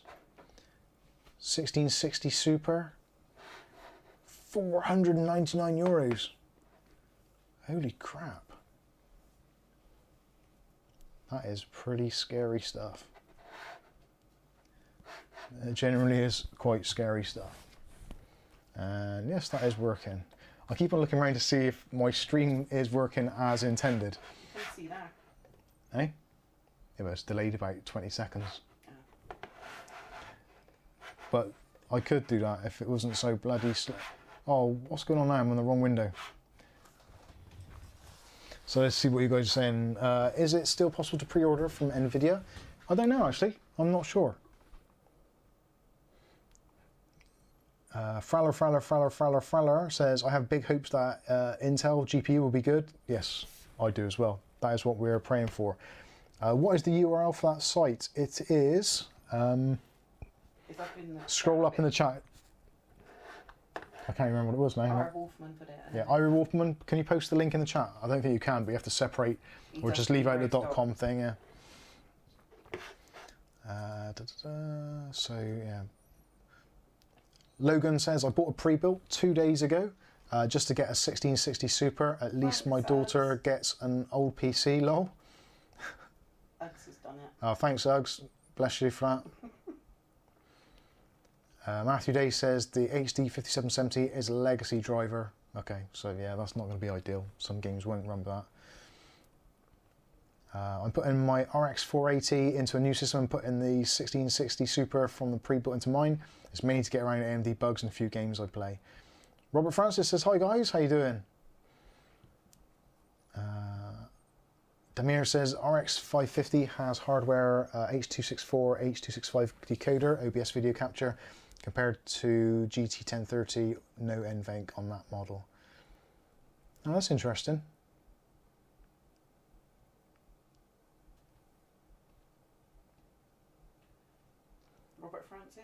Robert Francis, what is an i3 9100 paired with a 1650 like? At the moment, that's brilliant. a 1650 is like, woohoo. It's weird to say that a 1650 or a 1660 at the moment is considered like high end for what is actually available. It's very bizarre. But the i3 is a little bit lacking in horsepower these days, if I'm completely honest with you, but certainly it is a playable experience. And actually, in the video which will be coming out next week, when I was using the RX 460 with a relatively humble Ryzen 3 3100, yes, the frame rates weren't stellar, but it was genuinely a good gaming experience. It played Rocket League, was absolutely fine, CSGO, absolutely fine, Wreckfest, played that really nicely, surprisingly so, because that is quite a taxing game to play. It played Tomb Raider. Well, I'm not sure about play because I only did the benchmark in that, but the benchmark went at like 40 frames per second, which is totally playable. If you think that consoles are getting 30, it's better than the PS5, kind of, or Xbox. So, yeah. Potentially, if you get the right balance of equipment in your PC, you can actually build a relatively good PC and not break the bank and actually have a pretty enjoyable experience. Now, the PC that I've built, that was with the TechWare Nexus M. It's got the MSI B550 Pro VDH Wi-Fi, Ryzen 3 3100 and an RX 460 with 16 gigs of RAM. And it's a fine system. It plays games really nicely. It's actually a really enjoyable experience. So I was... Stefan says, come on Mike, it was terrible. The thing is, we've really got to rein in our expectations now. We've been so spoiled with high-spec PCs and 1440p and cats and stuff. We've got to have a bit of a reality check. We are in a time where graphics processing power is going to be reined in. We are going to be running at lower resolutions. We are going to be running at lesser frame rates and lower quality settings. But is it still going to be enjoyable? And I would say, yeah, definitely. I think most people, if you're enjoying a game enough, or rather, if you're enjoying a game so little that you're looking at the kind of cracks in the armor of the actual graphical quality, you're not immersed in the game. Simple as that. Like, there's games I've played on the old Atari 2600, which I've enjoyed so much, that I've actually forgotten what the graphics are like, because I'm so engrossed in the game. Metro Run. Yeah, Atari ST games, the same. Metro Cross, things like that. There's some games which are just so focused on the game itself, that the graphics are kind of like secondary to it. So, I think that is also a big problem with a lot of modern games. We look at games, look at Cyberpunk 2077, you're so enthralled by all of the kind of the lovely looking shiny objects and the ray traced reflections, you forget of actually how shit a game it is. And it is. There's no real gameplay to it as such. It's basically an RPG, but it's like click here, do this, do that, do this, do that. It's not a particularly enjoyable game, but it looks amazing. So definitely for me, I would much rather have a game which was immersive and I enjoyed and I couldn't put down than one that looked nice. And a prime example of that is CSGO. I've been playing CSGO, as most of you know now, since 1999? Beta, I think it was. I've been playing it for over, Christ, 20 years. That's pretty scary. So I've been playing CSGO for a long time. And when it first came out, it didn't look overly pretty, but it was an amazing game. And even now, it's not amazing looking. It's good, it's getting better, and some of the textures and map maps are certainly improved. But ultimately, it hasn't changed a great deal since the Source engine was introduced to it. And it's still one of those games which I'll pick up and play almost on a daily basis when possible. So I would say don't get too hung up on shiny RTX goodness. Just enjoy your games. And if you've got to play them at lower resolution or you've got to play them with some of the settings turned down, is it the end of the world? For me, personally, no. I still enjoy playing games and I will continue to enjoy playing games until they take me away in a box. I really will. Hopefully you guys are watching are of a similar mindset where you just enjoy playing computer games. If they look a bit crap or you're playing at 720p, what the hell, because I'm enjoying the game. And actually saying that, most driving games or fast-paced action games, if you're playing them at 720p or 1080p, it doesn't make a great deal of difference, because certainly racing games, it makes no difference whatsoever. And actually having a quicker reaction or quicker response to the screen, less latency in the draw, you will play the game better. And as most competitive players will say, most competitive games, they turn the resolution, stuff like draw distance to be on full, but they turn most of the fancy stuff off purely to get as much speed as possible out of the system. And it works for them, so it should work for you. Domas says it was not CSGO, it was CS 1.4 or whatever. Yeah, it was, yeah, before it was CSGO, it was Counter-Strike, and what else was it? It was like Day of Defeat, something else. There was about 5 or 6 different games. Yes, and that was where we were at. Tech for Tech says we'll be 1 to 2 years before things get back to normal after COVID has been controlled. I'm not going to get into that one. I don't want to get the channel taken off air.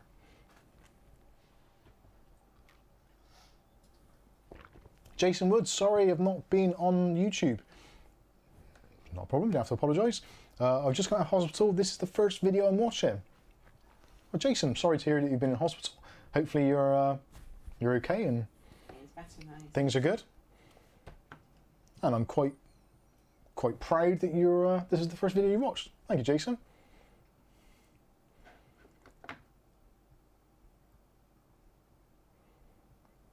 Logan says, Matthew Day, I used to have the GT 730 2GB GDR5, good one. It sucked and it sucked hard. Fraller says, I'm fine playing Outriders at 1080p on low settings with my 970. Yeah, exactly. Ari Wolfman says, CS 1.6 was the last time I played. Atypical Male says, I started stocking up on RAM since the 2017 GPU shortage and RAM price gouging, so a little head start. If you can do it, it's definitely worth doing. It's a gamble, as with most things.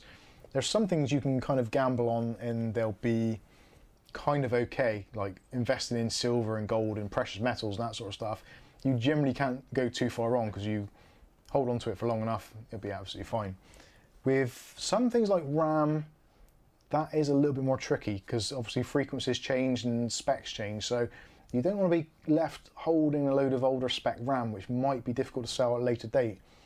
But I certainly get where you're coming from.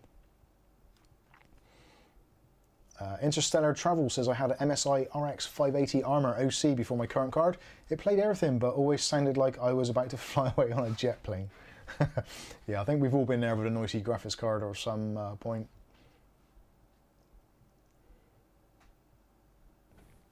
You're going to unbox it then? Oh yeah, I was actually supposed to be doing some unboxings on these as well, which I've kind of conveniently left here all night. The reason why I haven't is because I'm really not sure how I feel about these products, which is a really strange thing to say. So I was sent these by Thermaltake. Sorry, changing the course of the conversation just a moment. So they said to me, Mike, do you want to take a look at our new Argent range? And I was like, well, it's Thermaltake. I like my stuff, my RGB to match.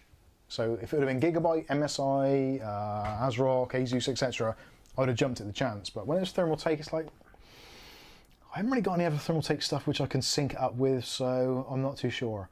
You're a bit autistic like that. I am a bit autistic like that, I really am. So I kind of put it off a little bit. And then the email back said, do you want to take a look at these? Because there's other people that want them. So I'm like, okay, thank you, sorry, I'm being disingenuous. Please, yes, please do send them, I'd be very happy to. And I didn't look at the specs or hardly any of it. And then I got them and it's like, they look pretty nice. Then I checked out the prices. So how much do you think this mouse bungee is?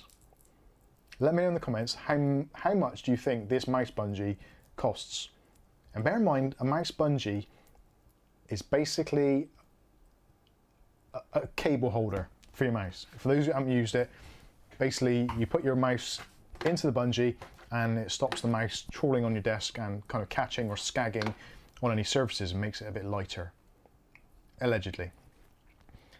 To be fair, it is in kind of like an anodized finish, and it has RGB illumination on it as well. So it connects to your PC and does all the RGB thing, is USB powered, etc, etc. How much do you think a mouse bungee would cost you these days? We've got some wild guesses there. So Atypical Mouse says $60. Irie Wolfman says $39.99. Dom says £20. Skyler says £25. Got to add the RGB tax. Nick Barnes says £10. Captain Meaty Adventure says no more than 7 groats. Darren C says 50 quid knowing thermaltake. Ugly Bob says in the best Dr. Evil voice, $1 million. Steve Nesbitt says 20 quid. Now, I've got to be honest with you, I don't know exactly, but when I did a search, I'm pretty sure it was north of 25 quid. So it was about £30, I think. Kath's going to have a quick look now, actually. Is it actually on Amazon? I don't know, actually. It could be. I didn't buy it, so it's sent, so you might find it in there. I just have to look it up. But yeah, so this is the Argent MB1 RGB. I don't want to take it out of the box because I want to do an unboxing on it, like give it some proper airtime, because it does look like it possibly requires it. Let's see if it's easy to get out. I have actually got to send this back after taking a look at it, so they've not let me keep this. So I can be quite honest and open about it and whether I like it or not. What's it called? Argent MB1. Actually, that does feel quite nice.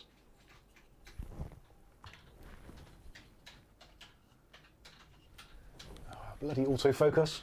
I need a new camera. Those are too expensive as well. Focus, darn it. No, it's not on Amazon.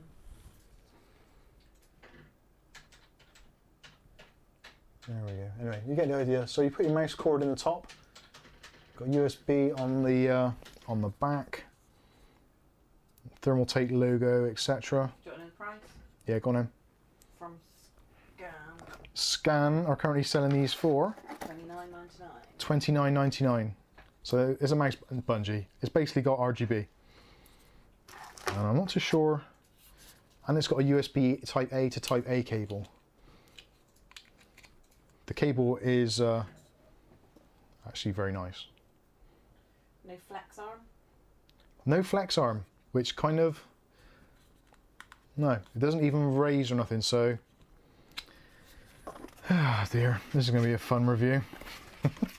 I'm putting that back in there. So yeah, 30 quid for basically one of those silicon stoppers, which you can buy... Miles away from Oh crap. John McKenna's on. Thanks, John. Thanks for stopping by. Appreciate it. Thank you for super chats. And have a great Sunday. So anyway, there's 30 quid worth of RGB desk illumination. So these obviously, the Argent range is clearly aimed at what I would only consider to be called ballers. So to go with that, we've got the Argent M5 RGB mouse, ambidextrous gaming mouse. It actually supports Amazon Alexa. Sorry. Yeah, we'll buy it for 20p instead of 50 quid. It does look like the bomb. I gotta be honest with you. That does look like a nice mouse. I think I'm gonna like it, but how much is that one, Kath? Argent M5. That's gotta be 70 quid. Gotta be.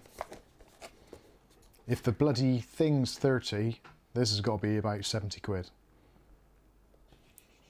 It does look nice. It really does. What are we saying, Kath?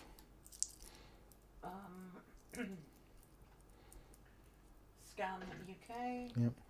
It's not the wireless, is it? No. 70?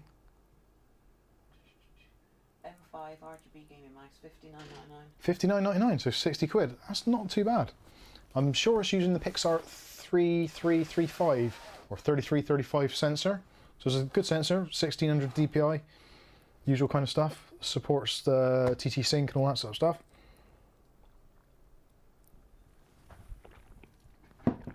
So $49.99 Steve Nesbitt's found them for.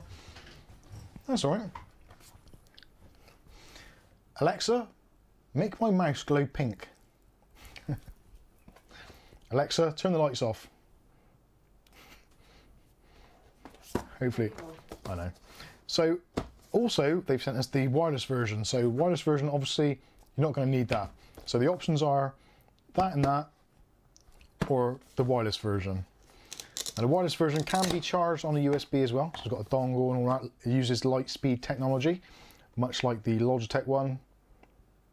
That one's coming up as $899.98. This one's about 100 quid, but it supports Bluetooth. It also supports 2.4 gigahertz kind of Wi-Fi type thing as well, and also you've got the USB mode. So yeah, 5 gigahertz Bluetooth, or 5.0 Bluetooth rather, 2.4 gigahertz on the Wi-Fi dongle, or plug it in and use it on a USB to charge and also control it. So yeah, that is a really nice mouse actually. I do like ambidextrous mice, I really do. And our Wolfman said $189.99 for the keyboard. Yeah, the keyboard is the this is the real deal, isn't it? It really is. This is the shiz, as I think I heard a cool person once say. So this has got the Cherry MX Speed RGB silver switches, ultra fast 1.2mm actuation point. For me, this is the ultimate keyboard. So you've got two heights on the keyboard. You've got the lower deck, which is the main typing area. You set off Sky's Alex. Sorry, Sky. And then you've got a raised section here. So it's raised very slightly with your number pad, your arrow keys and your control buttons there. But what I really, really love is the extra keys up here for stop, rewind, fast forward, play and pause. Also, the knob on the end. And I don't mean me. The knurled knob on the end. So you can use that as a roller to adjust the volume up and down. And you can also press it in as well to do muting and all that kind of stuff. Split, so that I love. I love a keyboard with a proper volume control. And also you've got the Windows key lock, gaming mode, and you can change the lighting features as well. Has it got a calculator key? It doesn't have a calculator key actually. Actually, it doesn't have a hardware one, but you can do it off the function keys, which is not awesome. Personally, I think money would be better spent on the Logitech. Go for a Logitech keyboard and mouse. Look, dedicated key calculator, turn on and off the PC, home buttons. Oh, volume. You said dedicated calculator then? This one has. Oh, yeah. And this is a third of the price. No, not a third, it's a tenth of the price. Insane.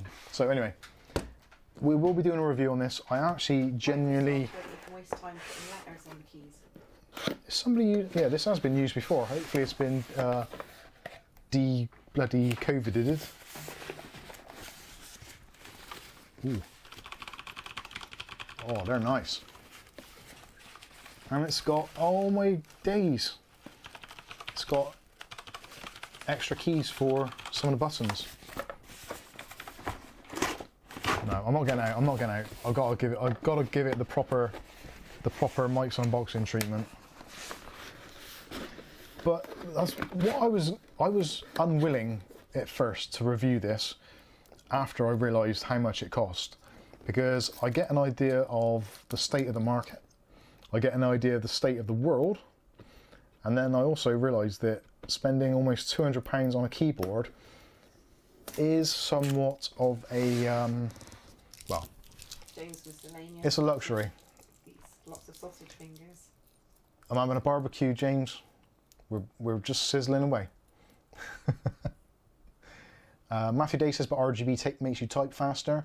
I actually couldn't get used to RGB keyboards for the longest time because my son has a RGB keyboard, and when he was one of the first people I knew actually had an RGB keyboard. And I was always used to using just standard old Microsoft keyboard or Logitech keyboard. Very, very happy to use one of these. And then George got an RGB keyboard. And every time I'd have to go to his room to fix his computer, because it had an AM3, it used to crash a lot and they had a crap power supply, so it crashed even more.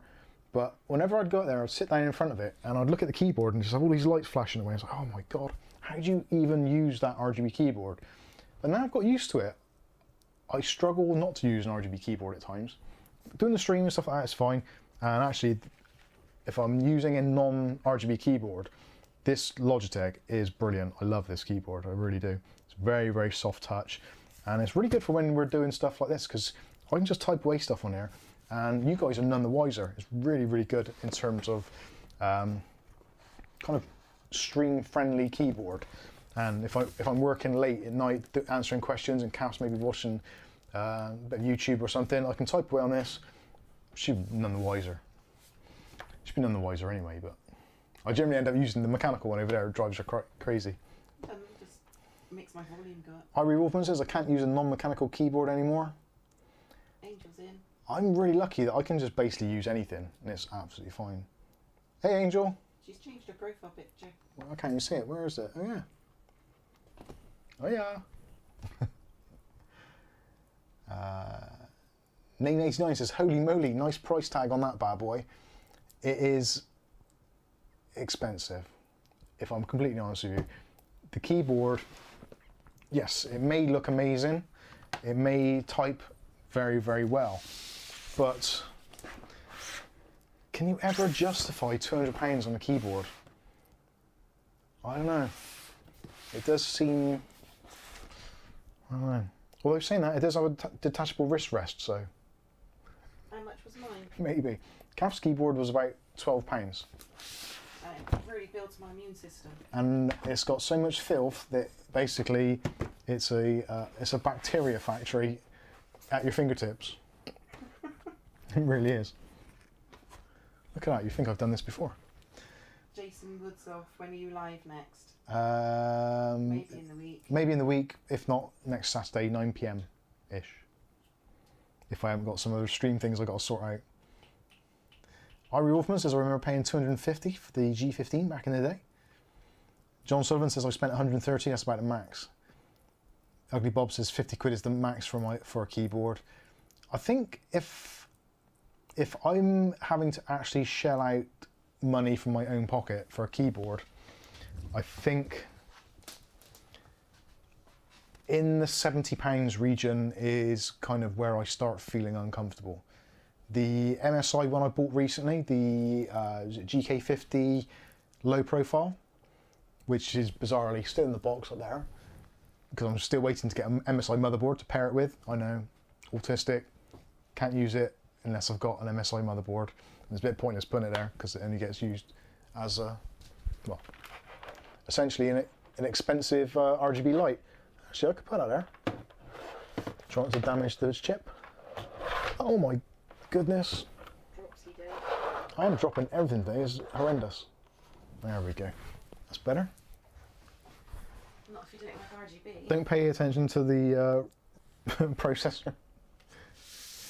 That's my Ryzen 5 3400G, which is got to go into something soon. Atypical Mel found a Corsair K95 RGB Platinum for $50 used. That's pretty good. Console player didn't like it. That is good. Thanks, Jason. Thanks for dropping in. Aletta says, my keyboard was totally worth the $140 I paid Razer Black Widow Elite for the win. And paired off nicely with a $5 Walmart mouse. With no buttons. With no buttons. I tend to spill beer on my keyboard, so 50 baht range is great. Yeah, I think spending 75 quid on that keyboard in hindsight was frivolous, and I'm still in the kind of, do I send it back? I do like it, but it is a little bit too fatiguing for use long term, I think, because those low profile switches, they're a little bit too, and my sausage fingers, yeah, it just, I don't want to build the muscles up on my fingers too much, otherwise I'll become like Arnold Schwarzenegger fingers. That's never a good thing, especially if you're a passing female. Atypical Mel says, I have 4 keyboards now, don't really need them, but they are good deals. Robert Francis, my wireless keyboard and mouse was £10 in Home Bargains. Oh, Gamer Dub H, do you recommend buying the Asus TUF X570 Wi-Fi Found a great deal here for 150 euros. Yes, yes, and yes. Definitely buy it. That's what I'm still using to this day. I've had that board for, well over a year I think now. I've got the non-Wi-Fi version, but yeah, apart from a few issues to start with RAM, which was just my fault being stupid, it's actually been an extremely reliable workhorse.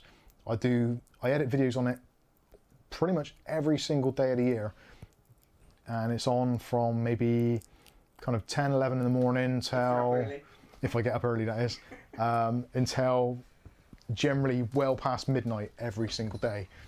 And yeah, it's been pretty much flawless. I have damaged part of the PCI Express retention clamp for my primary graphics card due to stabbing it too hard with a screwdriver, but it still works fine. It locks in position, it's just awkward to get out.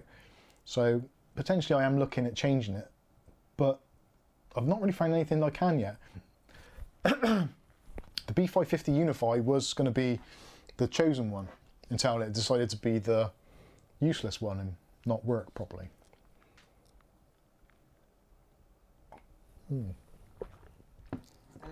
That's good coffee. Really liking so. Aletta says I'm really liking my B450 Unify, very good board. If I could get another one for a sensible price or around about the 150 mark, that would be the one I'd possibly look at. The downside is the extra PCI Express lanes for those M.2 drives, which is a little bit confusing. I think the benefit of X570 Unify would outweigh it, but it is much more expensive. So if you're looking at using a lot of M.2 drives or NVMe style drives, I would probably look at a X570 rather than the Unify.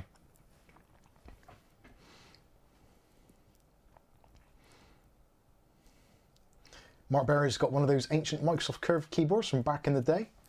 The Microsoft ergonomic keyboard, that was called, wasn't it? Oh god, yeah. And it's split into two. Well, there was two actually, wasn't there? There was one which was just curved, like humped, and there was one which actually split across, so you could actually separate the keyboard.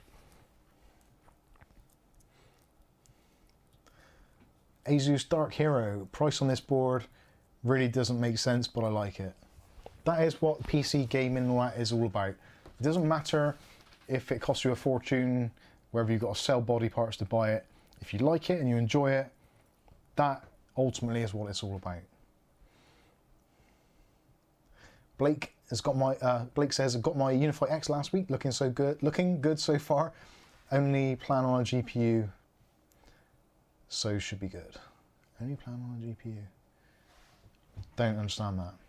Anyway, I think it's probably time we wrapped up. I've actually got to go to work tomorrow in the shop, so yeah, got to be up. So we pretty much better wrap this up. Thank you all for your comments and questions, and obviously thank you all for the super chats as well. That is absolutely awesome. And yeah, hopefully you'll get the reviews done of these, and we'll see if they're actually worth the money. I've got to be honest, I don't think they're going to be, is my honest answer. But with mice, until you actually use it, you never know. You look at a price tag and you think, shit, that's expensive, or damn, that's cheap. But until you actually use it and you get a feel for it, you never really know for sure. And everyone likes something slightly different in mice. If you're left-handed, obviously you're looking for something slightly more ergonomic than the typical right-handed mice. So yeah, it's going to be an interesting one. Hopefully I don't like them, because otherwise I'm going to have to go and buy some. And that's going to hurt the wallet. But then I can't buy a graphics card, and I probably won't be able to buy any more RAM, so I might as well spend my money on something. So anyway, thank you all for joining in with the stream and the chat tonight. Do appreciate it. Yeah, I think that's going to wrap it up. Mark Marlowe has recommended a Mark keyboard. I've Marlowe. written it down. Oh, Mark is impressed with the Re 908 from Amazon. Yeah, I have seen those around actually. I must get one of those at one point. We'll try it. Thanks, Mike and crew. Entertaining as always. Well, we do try our best, and luckily the stream has survived and the PC has done what it's meant to. So happy days there. No laptop to put away tonight, which is awesome. So I've been Mike. This is Mike's Unboxing Reviews and How To, and hopefully we'll catch you. That's you in the very next video. Thanks for watching. Have a good weekend, guys. Cheers. Bye. Guy.